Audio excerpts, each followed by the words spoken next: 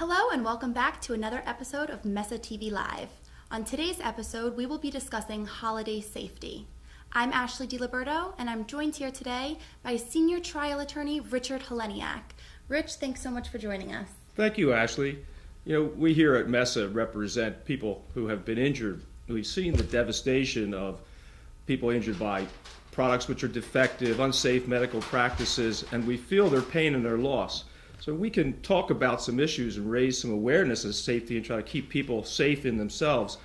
We feel that we owe that as a service to our clients. Absolutely. Well, over the next 6 weeks, many of us will be traveling and cooking, shopping and decorating. While this is normally a very happy and festive time, it's also statistically proven that there's a higher number of injuries and deaths around this time of the year. Can you tell us why that is? Well, I think in part, people kind of let their guard down. They're in the holiday season. They're not thinking about it. They're thinking of joyous things. But injuries and death at this time of year can stem from a number of different things that seem common to us. There's house fires, falls, defective toys or tools or decorations. Even cooking hazards or traveling can present dangers that people should be aware of. So let's start with fire, the first thing that you mentioned. Statistics from the National Fire Protection Association indicates that 30% of home fires and 38% of all home fire deaths occur during the winter holiday months of December, January, and February. Most of those fires start with cooking. What are some ways that we could make sure we're keeping ourselves and our families safe while cooking? Well, the first thing we want to talk about is smoke detectors. They are such an important feature of keeping your home and your family safe. So it's a good idea, during the holidays, whether you're cooking or not, but just to go through your house and make sure all of your smoke detectors are working properly, the batteries are installed, and they're got full of charge. In addition, there's things such as candles that people burn at the holidays that they don't burn at other times of the year, electric decorations, lights on your trees and your mantle. So many new ways that a fire can start that you're not aware of the other 11 or 10 months of the year. Talking about smoke detectors, there's in residential fires, we talk about they're small or slow smoldering fires that go gradual, and there's a certain kind of smoke detector that's superior in detecting those kind of fires. The photoelectric smoke detectors are superior when it comes to those slow smoldering fires. There's a kind that's called ionization smoke detectors, and it's not important about how they work, but to understand the difference in that ionization smoke alarms, they just alert you to when there's flames and heat, but the photoelectric will tell you when there's smoke, and that'll give you time to get your family out of the house or to a position of safety. The second thing is just common sense precautions when you're around the house or celebrating the holidays. If you're going to burn those candles, don't leave them unattended. Don't leave them on when you go out of the house. Don't turn on the stove and walk away. Don't leave those kitchen flames unattended. Keep your cooking equipment away from children or pets where they can reach them.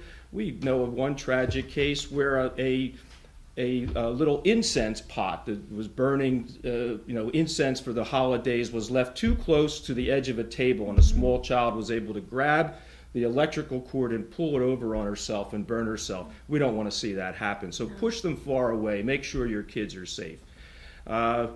I know a lot of these warriors like to fry that holiday turkey and go, and don't try to do that in the house. Take the deep fryer out in the yard or out on the sidewalk away from the house, just in case.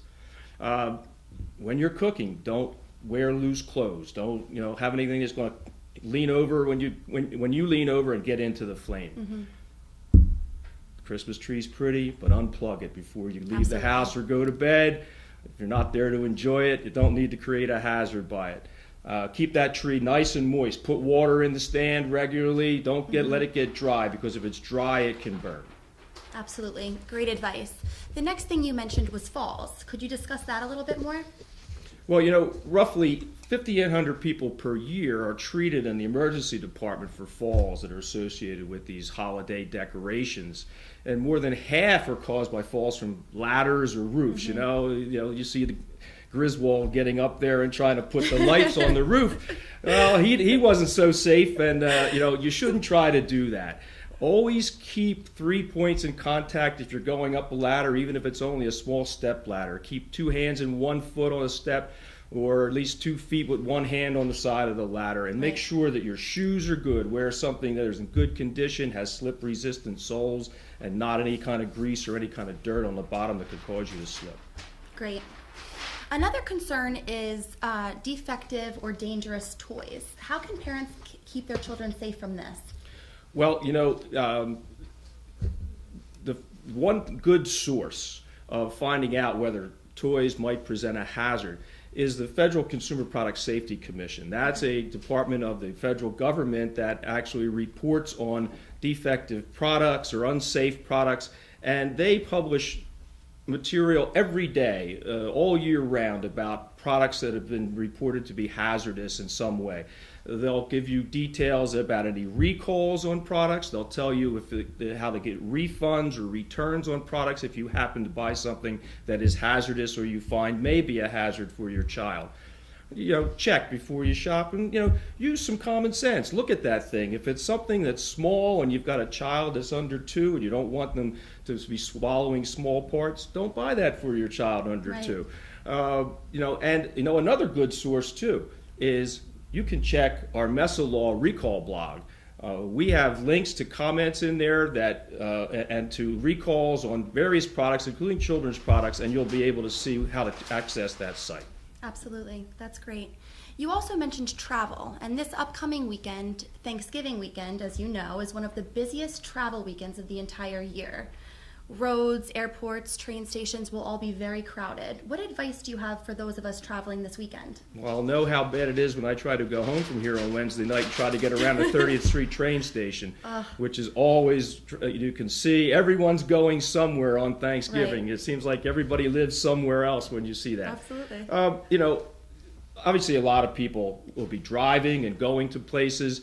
And you can say drive safe and that sort of thing. But one good thing to keep in mind is make sure your vehicle's in shape before you set out on that trip. Right. Check it mechanically, and make sure that your vehicle isn't subject to any recalls or any bulletins about repairs for problems in your car. You can go on websites and check to make sure your vehicle. You put the information in. You can go on one called safercar.gov.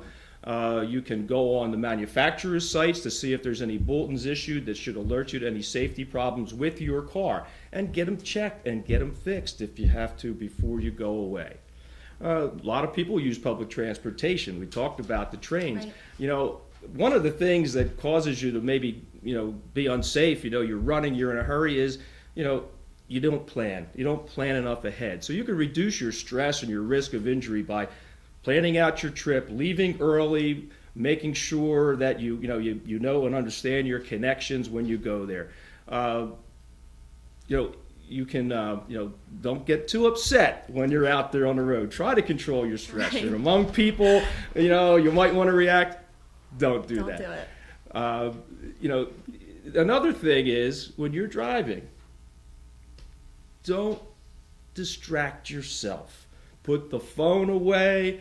Watch yourself when you're using the screen in your car. Don't be playing with the apps. Keep your eyes on the road. And keep in mind that you may not be distracted, but the other driver might be distracted, because there's so many things that can take your attention away from driving safely. So resist the temptation to send that text, and always keep in mind that the other guy may not be as careful as you, and make sure you're ready to respond. Absolutely. Excellent advice.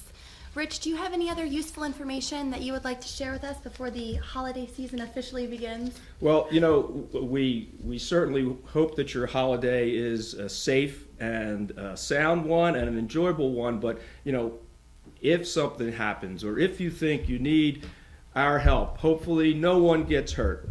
But, if you find yourself in that position, we've got experience. We can help you through things. We can maybe even help you if you think that your injury was caused by some problem or defect in your car or some other product you were using. If you're hurt while you're traveling on a bus or train, or even we've handled many, unfortunately, failed smoke detector cases, so that if any of those things happen to you, you can call us.